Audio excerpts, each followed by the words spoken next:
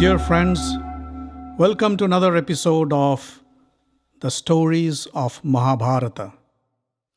In the previous episode, we learned that the Pandavas established their kingdom in Khandava with Indraprastha as their capital.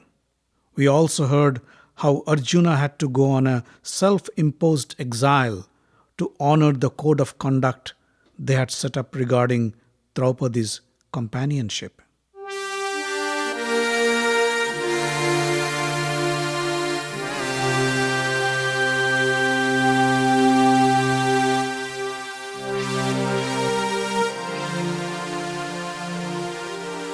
From Manipur, Arjuna reached the land of the five holy lakes Agastya, Saubhadrya, Paulam, Karandham, and Bharadwaj. But he was puzzled to see that no pilgrims were bathing in the holy waters. When he inquired, the pilgrim said, "Oh, these waters are infested with five ferocious crocodiles. Anybody who dared to step into the water was sure to die in the jaws of those monsters." Hearing this, Arjuna took off his clothes and stepped into the waters of the lake Saubhadrya. The pilgrim screamed in fear and pleaded him to come back, but Arjuna didn't listen. The moment he took a dip, a huge crocodile pounced on him. The crocodile grabbed one of his legs and pulled him into the deep waters. But the crocodile was no match for a powerful man like Arjuna. Soon Arjuna overpowered the beast and pulled it out of the water. But the moment the crocodile touched the land, it transformed into a beautiful maiden dressed in colorful clothes and ornaments. The woman bowed in front of Arjuna and said, "I am Apsara Varga, Kuvera's consort. Thank you for rescuing me." Arjuna knew that Apsaras were celestial maidens and had many mystical powers. But why would an Apsara live in a lake as a crocodile? Varga said, "Many years ago, I was walking in the forest with four of my Apsara friends. We saw a young and handsome Brahmin sitting under a tree and studying the scriptures. He was so focused in his studies that he didn't care to look at us for once. My friends and I had a naughty idea to seduce the young man and break his concentration. We came close to him and tried all kinds of tricks to seduce him. The young Brahmin finally stopped his study and looked at us. But instead of being attracted to us, he became angry. He cursed us that we turn into ugly crocodiles and live in the waters for hundreds of years and devoured the Brahmins and pilgrims. We cried and pleaded, 'Please, please forgive us for our mischievous behavior. Please withdraw your curse.' Later, the Brahmin had pity on us and said, 'I cannot withdraw my curse.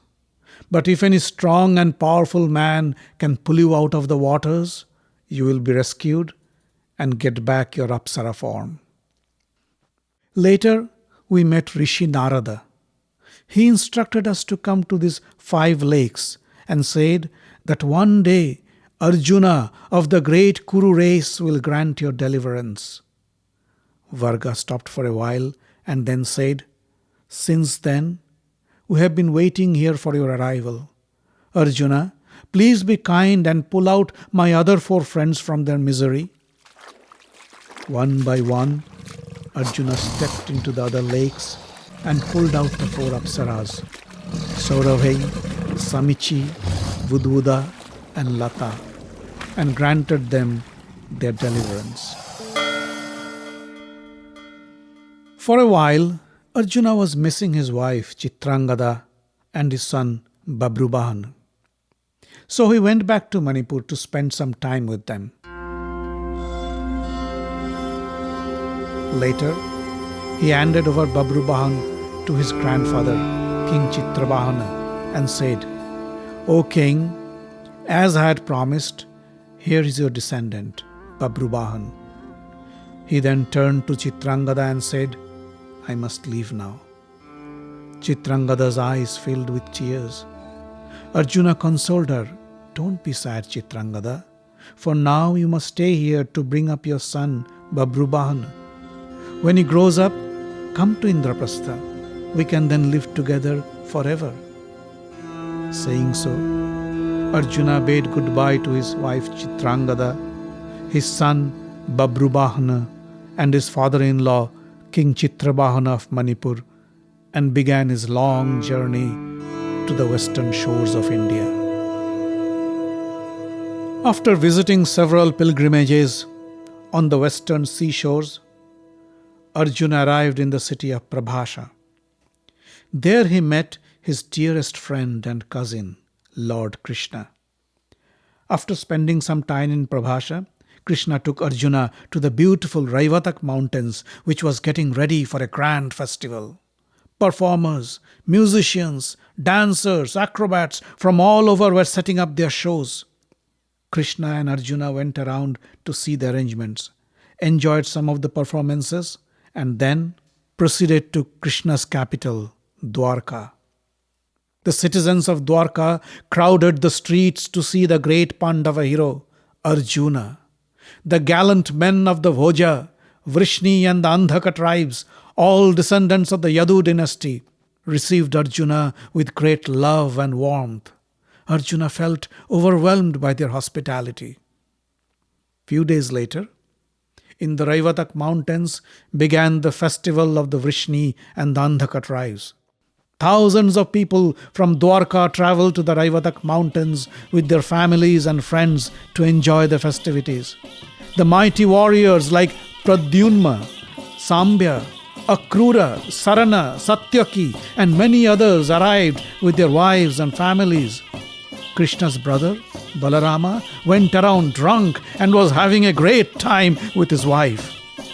Krishna and Arjuna walked around the festival grounds and enjoyed the fun and frolic.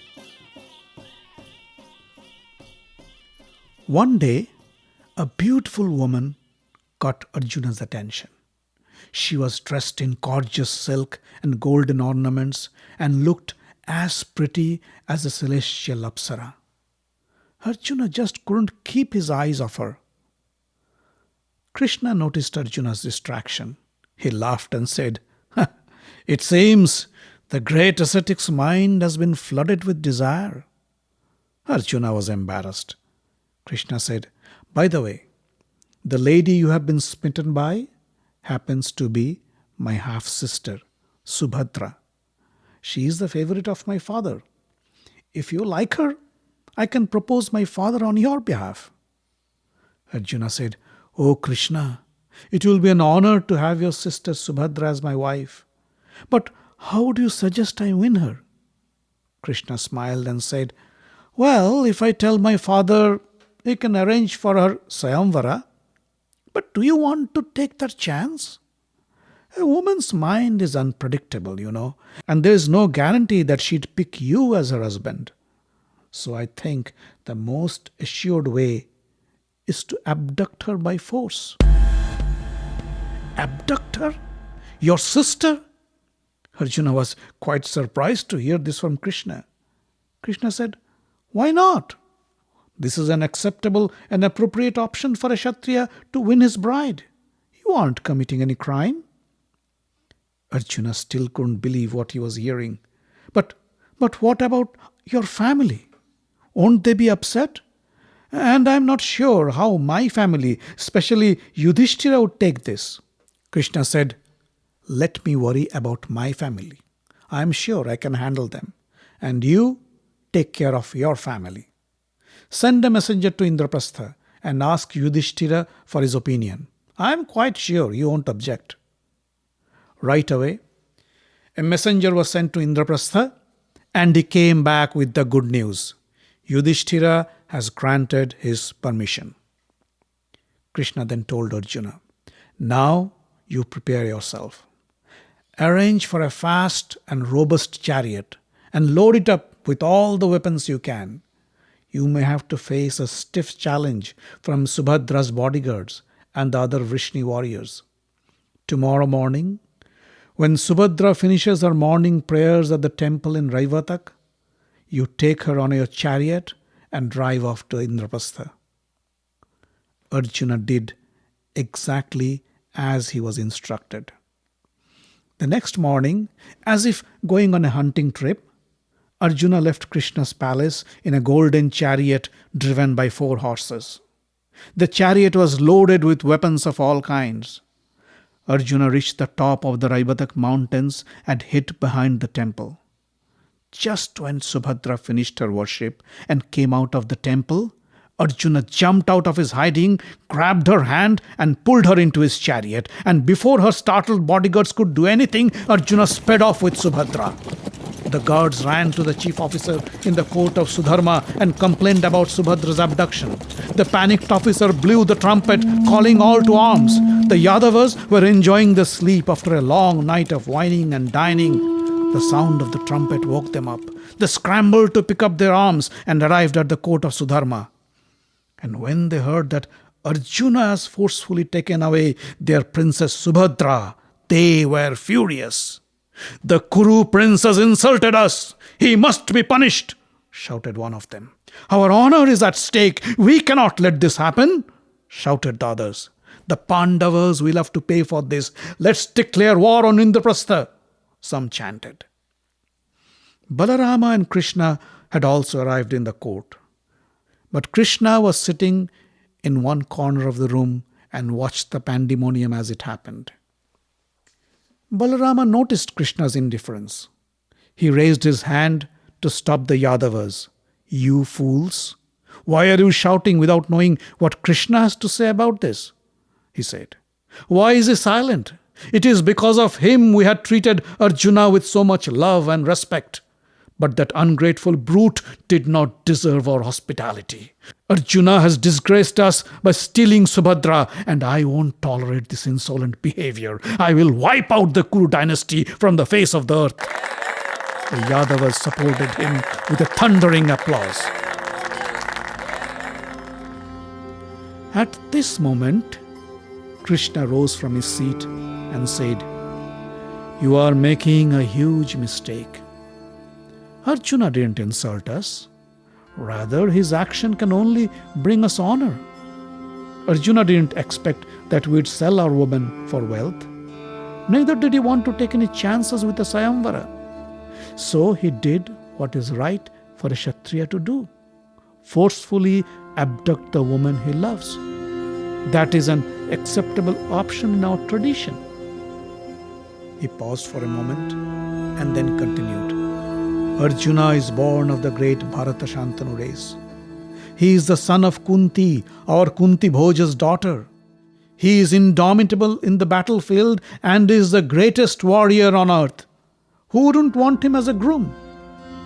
I suggest you go and try to bring him back with nice words. If you try to fight him, he will defeat you, and that would only bring us infamy and dishonor. But if you ask him politely and accept him as Subhadra's husband, then it would only bring us honor. Arjuna is our cousin by relation, and I am sure he will be nice with you." Krishna's advice brought some sense back into the Yadavas. They sent a small team to bring back Arjuna to Dwarka. There, Arjuna was married to Subhadra in a gala ceremony. Arjuna spent 1 year in Dwarka with his newly wedded wife Subhadra. Then he spent the rest of his exile period in Pushkar before returning to Indraprastha. After arriving in Hastinapur, Arjuna and Subhadra paid their respects to Yudhishthir and the other elders and Brahmins. Then Arjuna went to see Draupadi. He stepped into the room and saw Draupadi standing near the window looking outside. Arjuna came close and said, "Draupadi, I have come back to you. Won't you greet me?" Draupadi didn't even look at him.